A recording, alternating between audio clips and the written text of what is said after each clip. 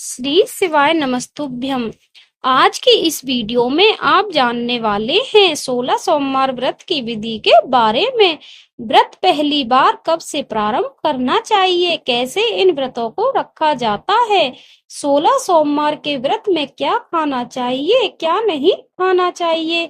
इन सब बातों के अलावा आप जानेंगे भगवान शिव जी की पूजा के कुछ जरूरी नियम, जैसे कि भगवान शिव की पूजा में उन्हें क्या-क्या अर्पित किया जाता है और कौन-कौन सी चीजें भूल से भी अर्पित नहीं की जाती हैं, उद्यापन कब करना चाहिए और 16 सोमवार व्रत से क्या फल प्राप्त होता है। यदि आप 16 सोमवार व्रत रखते हैं तो यह बहुत सारी बातें ऐसी हैं जो आपके लिए जानना जरूरी है। सोमवार का दिन भगवान शिव को समर्पित होता है। वैसे तो आप भगवान शिव की पूजा कभी भी कर सकते हैं, लेकिन एक ऐसा खास मुहूर्त भगवान शिव की पूजा के लिए होता है जब मान्यता है कि उस समय भगवान शिव बहुत ही प्रसन्न मुद्रा में होते हैं और वह समय होता है प्रदोष काल का, चाहे वह सोमवार व्रत हो या प्रदोष व्रत हो, चतुर्दशी का व्रत हो, महाशिवरात्रि का व्रत हो। भगवान शिव से जुड़े जो भी व्रत हैं उसमें आपको प्रदोष काल के समय का ध्यान जरूर रखना है। प्रदोष काल सूर्यास्त से 45 मिनट पहले और 45 मिनट के बाद का समय होता है। यदि आपकी कोई भी खास मनोकामना है या आपकी कोई भी इच्छा है तो आप उसकी पूर्ति के लिए इस समय में पूजा करना, इस समय में किसी खास मंत्र का जाप करना बिल्कुल मत भूलिए। और कुछ भी ना कर पाए तो इस समय आप शिवलिंग पर यदि एक लोटा जल भी सच्चे मन से अर्पित करते हैं और अपनी मनोकामना भगवान शिव के सामने दोहराते हैं तो भगवान शिव उस मनोकामना को जरूर और जल्द से जल्द पूरा कर देते हैं।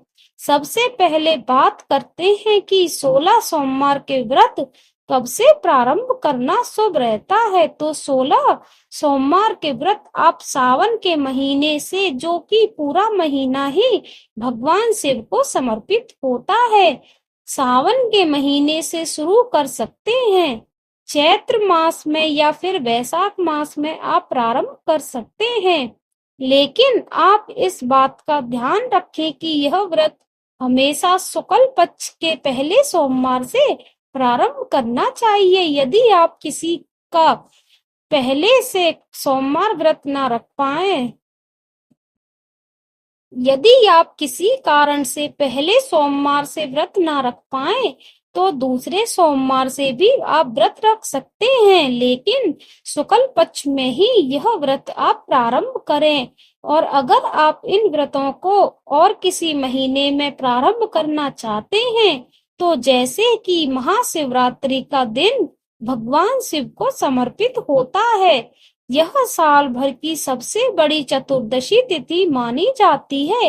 इस दिन भगवान शिव और देवी पार्वती का विवाह हुआ था, तो महाशिवरात्रि व्रत के दिन आप शिवरात्रि का व्रत रखें और इस दिन भगवान शिव के समक्ष बैठकर हाथ में जलिया पुष्प लेकर 16 सोमवार व्रत रखने का संकल्प भी ले सकते हैं।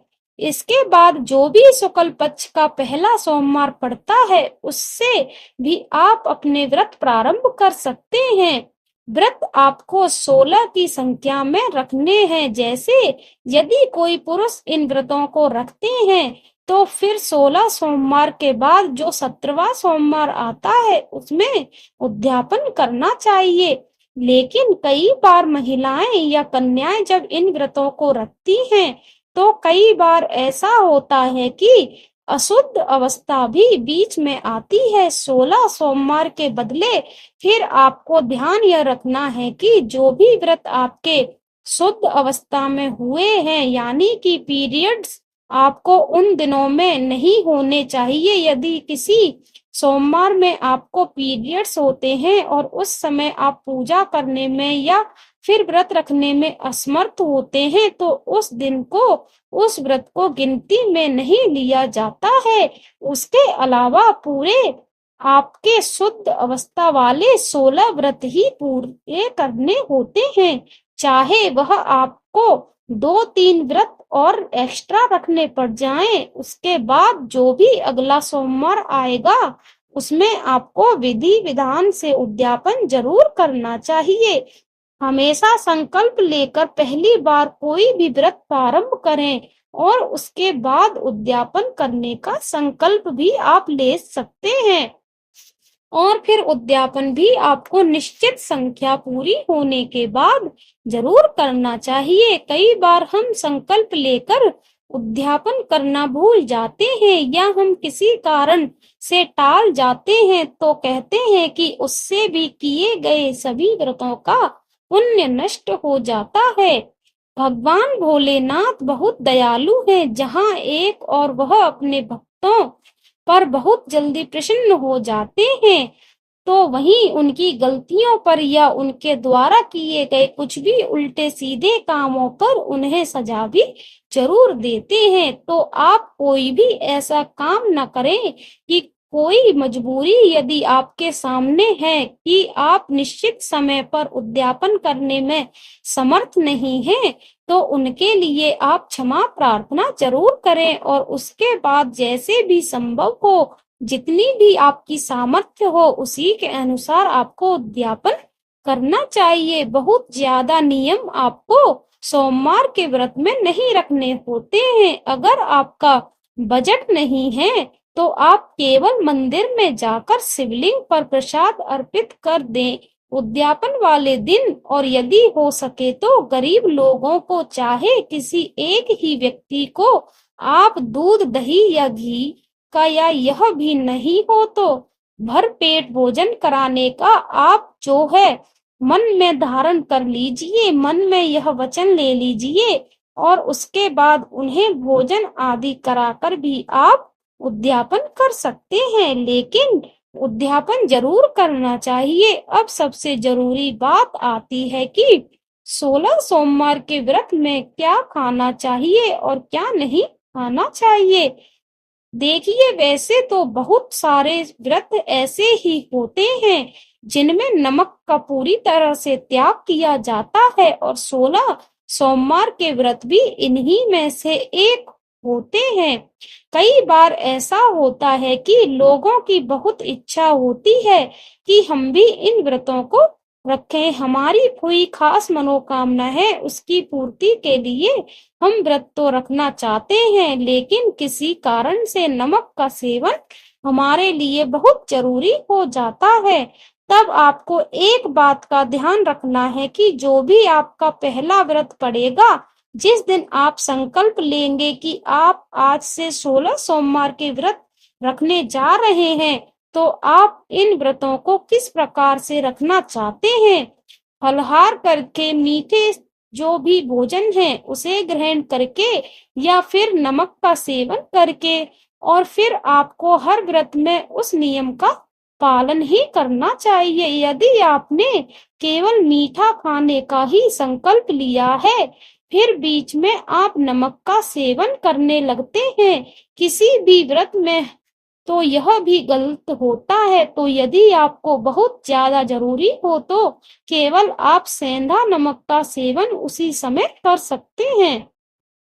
जब आपके लिए बहुत ज्यादा मजबूरी हो, मीठे भोजन से आपको परहेज बताया गया हो, और पूरी कोशिश करें कि आप इन व्रतों में केवल फल या फिर ड्राई फ्रूट्स या दूध दही आदि का सेवन करें। अब बात करते हैं 16 सोमवार व्रत से जुड़े हुए 16 जरूरी नियमों के बारे में। यदि किसी के विवाह में कोई परेशानी आ रही हो, कोई वैवाहिक जीवन में परेशान हो, या फिर किसी को मनचाही नौकरी ना मिल रही हो, किसी को संतान सुख नहीं मिल रहा हो, किसी के विरोधी बहुत ज्यादा परेशान कर रहे हो, कोई आर्थिक समस्याओं से बहुत ज्यादा परेशान हो, बहुत ज्यादा कर्जा हो गया हो, यानी कि अगर देखा जाए तो किसी जिसकी जैसी भी समस्या है उसके निवारण के लिए उसी प्रकार से आप अपनी इच्छा दोहराकर इन व्रतों को प्रारंभ कर सकते हैं। सोमवार के व्रत में भगवान शिव सहित पूरे शिव परिवार की पूजा की जाती है और शिवलिंग का पूजन जरूर करना चाहिए। यह बात अलग है कि आसपास शिव मंदिर ना हो तो शिवलिंग ना मिल पाए, तो उस स्थिति में भी पूरी कोशिश करें कि आप पार्थिव शिवलिंग बनाकर घर पर पूजन कर सकते हैं। बहुत से लोग अपने घरों में शिवलिंग नहीं रखते हैं क्योंकि शिवलिंग की पूजा के बहुत ज्यादा जरूरी नियम होते हैं, तो इसलिए अधिकतर लोग नहीं रखते हैं। लोग तो ऐसे में आप यह काम कर सकते हैं कि सोमवार व्रत के दिन सुबह जल्दी उठकर स्नान आदि से निवृत्त होकर अपने ही घर के किसी गमले में या जहां पर भी साफ मिट्टी हो उसे लाएं, उसे छान लें और उसे गंगा जल से फिर शिवलिंग बनाकर उसका आप पूजन कर सकते हैं। उसी शिवलिंग का आप अभिषेक कर सकते हैं। दूध, दही, जल, घी से या शहद से अभिषेक करने के बाद याद रखें कि अगर आप जल के अलावा किसी भी वस्तु से, किसी भी अन्य द्रव्य से अभिषेक करते हैं तो उसके सबसे अंत में आपको एक बार जल से स्नान कराना, अभिषेक कराना अनिवार्य होता है। कभी भी दूध, दही और घी या फिर फलों के रस के बाद शिवलिंग को ऐसे ही नहीं छोड़ा जाता है। एक बार जल से अभिषेक जरूर कराएं। शिवलिंग पर हल्दी अर्पित नहीं की जाती है और इसके अलावा आपको खास बात का ध्यान रखना है कि शिवलिंग की पूरी परिक्रमा भी नहीं की जाती है। अक्सर लोग डायरेक्ट शिवलिंग पर ही जल चढ़ा देते हैं, चाहे मंदिर में जाएं या फिर अपने घर पर ही शिवलिंग की पूजा करते हैं। तो जो लोटा जल का होता है उसे सीधे ही शिवलिंग पर अर्पित कर देते हैं, लेकिन ऐसा नहीं किया जाता है। सबसे पहले भगवान गणेश को, जो शिवलिंग के स्थान होते हैं जिसमें अशोक सुंदरी होती हैं, भगवान गणेश होते हैं, माँ पार्वती जी का स्थान होता है, तो सबसे पहले गणेश भगवान को शिवलिंग के पास में जल अर्पित किया जाता है और फिर माँ पार्वती जी को, अशोक सुंदरी को अर्पित किया जाता है। उसके बाद शिवलिंग के ऊपर जल की धार अर्पित की जाती है। इस तरह से अर्पित करना चाहिए, चाहे वो दूध हो, दही हो या जल हो, कि धार बीच में से ना टूटे। लगातार जब तक कि पात्र में रखा हुआ जल या जो भी द्रव्य है वह पूरा समाप्त ना हो जाए। तांबे के लोटे में भूल कर भी दूध, दही या दूध से बनी हुई किसी भी वस्तु को आप शिवलिंग पर ना अर्पित करें। अक्सर लोग जानकारी के भाव में तांबे के लोटे में ही या तांबे का जो भी पात्र होता है उसमें ही पंचामृत भी बना लेते हैं, लेकिन ऐसा भी नहीं करना है। दूध को कभी भी तांबे के बर्तन में नहीं रखा जाता है। ऐसा करने पर वह विष के समान हो जाता है और अनजाने में ही हम शिवलिंग पर दूध के बजाय विष अर्पित कर रहे होते हैं। व्रत वाले दिन कभी भी देर तक नहीं सोना चाहिए। एक दिन पहले मन में धारणा करके सोना चाहिए कि आप अगले दिन व्रत रखेंगे और फिर उसके बाद व्रत वाले दिन सुबह सूर्योदय से पहले उठकर घर की साफ सफाई करके स्नान आदि से निवृत्त हो जाएं। सूर्य देवता को जल अर्पित करें और अपने घर के मंदिर में गंगा जल छिड़क घर के मुख्य द्वार को पानी से साफ करें। आप इस पूजा को चाहे तो घर पर भी कर सकते हैं या आसपास के शिव मंदिर में भी कर सकते हैं। सबसे पहले विघ्नहर्ता गणेश भगवान की पूजा की जाती है। गणेश भगवान को सिंदूर का तिलक लगाएं। भगवान शंकर को आप सफेद चंदन का तिलक लगाएं। माँ पार्वती जी को सिंदूर का तिलक लगाएं और इसी प्रकार से जो भी आपको फूल मिल जाते हैं किसी भी मौसम के, वह आप उन्हें अर्पित करें। भांग, धतूरा, बेलपत्र, गंगा जल और दूध यह भगवान शिव को बहुत ही प्रिय हैं। इनमें से जो भी वस्तु आपको मिल जाए, समी पत्र भी शिवलिंग पर अर्पित किए जाते हैं, तो इन्हें आप इस दिन चढ़ाना ना भूलें। धूप दीप जलाएं, ओम नमः शिवाय मंत्र का ना मन ही मन जाप करते रहें। कोई भी महिला, कोई भी स्त्री नमः शिवाय मंत्र का जाप कर सकती हैं। ओम नमः शिवाय मंत्र का जाप कर सकती हैं। किसी भी मंत्र की जाप के लिए किसी भी शास्त्र में मनाही नहीं है। ऐसा कई बार लोग पूछते हैं कि क्या महिलाएं ओम नमः शिवाय मंत्र का जाप कर सकती हैं? तो जी बिल्कुल कर सकती हैं। एक और प्रश्न कई बार लोग पूछते हैं कि क्या प्रेग्नेंट लेडी शिव जी की पूजा कर सकती हैं? तो बिल्कुल कर सकती हैं। प्रेगनेंसी की अवस्था में भी आप शिवलिंग पर जल अर्पित कर सकती हैं, शिव जी की पूजा कर सकती हैं। किसी भी प्रकार के कोई भी पूजा पाठ वाले काम में मनाही नहीं की जाती है। बस अशुद्ध अवस्था में या बिना स्नान किए शिवलिंग को स्पर्श नहीं किया जाता है। वैसे तो आप अगर साधारण विधि से पूजा करते हैं, यदि आपकी कोई बहुत बड़ी मनोकामना नहीं है या बिना मनोकामना के यदि आप पूजा करते हैं, यह व्रत रखते हैं, तो आप केवल जल से या गंगा जल से भगवान शिव का अभिषेक कर सकते हैं। यदि आपकी कोई खास मनोकामना है तो उसके लिए आपको दूध, दही, घी, शहद, चने की दाल, सरसों का तेल, काले तिल आदि की कई सामग्रियों से अभिषेक करना चाहिए। इनके अलावा आप हरी मूंग भी शिवलिंग पर अर्पित कर सकते हैं। कोई खास मनोकामना की पूर्ति के लिए जब आप अभिषेक करना चाहें तो प्रदोष काल का समय सबसे उत्तम होता है। हमेशा भगवान शिव की पूजा में मौन ना रहें। आप नमः शिवाय मंत्र का या ओम नमः शिवाय मंत्र का या महामृत्युंजय मंत्र का मन ही मन जाप कर सकते हैं। भगवान शिव को चाहे आप धूप दीप अर्पित करें, फल फूल अर्पित करें, तो मौन नहीं रहना चाहिए। धूप दीप जलाने के साथ ही आपको व्रत की कथा भी पढ़नी या सुननी चाहिए। शिव चालीसा का पाठ करना चाहिए और सबसे अंत में आ करके बाद फलों का या फिर दूध से बनी हुई मिठाइयों का भोग भगवान शिव सहित पूरे शिव परिवार को लगाना चाहिए। नंदी जी को भगवान शिव का कोतवाल माना जाता है, तो नंदी जी की पूजा इस दिन भी जरूर करें। और जब आपकी पूजा समाप्त हो जाए तब उसके बाद आपको शिवलिंग के सामने 3 बार ताली बजाते हुए नमः शिवाय मंत्र का जाप करना चाहिए। आप अपनी सामर्थ्य के अनुसार यदि रुद्राक्ष की माला है तो वहीं पर बैठकर 108 बार ओम नमः शिवाय मंत्र का जाप भी कर सकते हैं।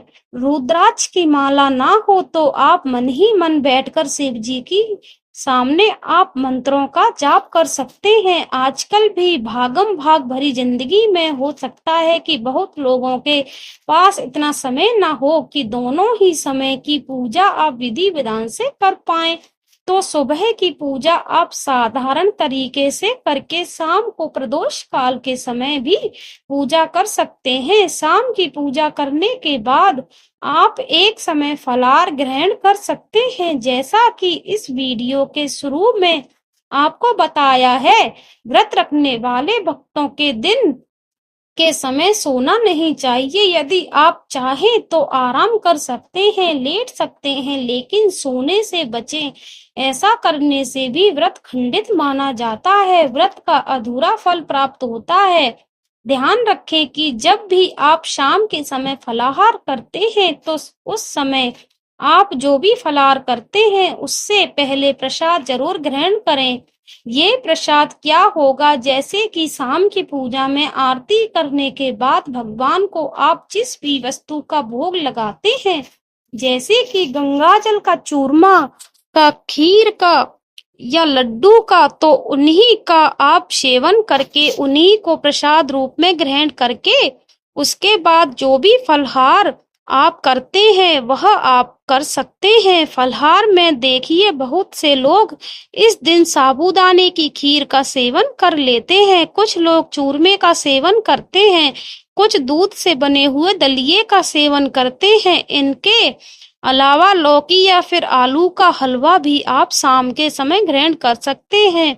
जहाँ तक हो सके सुबह और शाम की पूजा का एक समय निश्चित जरूर रखें। यहाँ हर व्रत में उस समय का ध्यान रखें। जो भी भोग आपने भगवान को अर्पित किया है, जो भी फलहार आपने पहले व्रत में ग्रहण किया है, कोशिश करें कि हर व्रत में आप उसी फलाहार को ग्रहण करें। बीच बीच में नियम नहीं बदलना चाहिए, उससे खंडित ना होने दें। इस व्रत में आप गेहूं के आटे की पंजीरी भी ग्रहण कर सकते हैं और इसके अलावा किसी भी एक फल से आप अपना जो भी व्रत है शाम के समय वह खोल सकते हैं और कोशिश करें कि उसी फल से आप हर व्रत में अपना व्रत खोलें।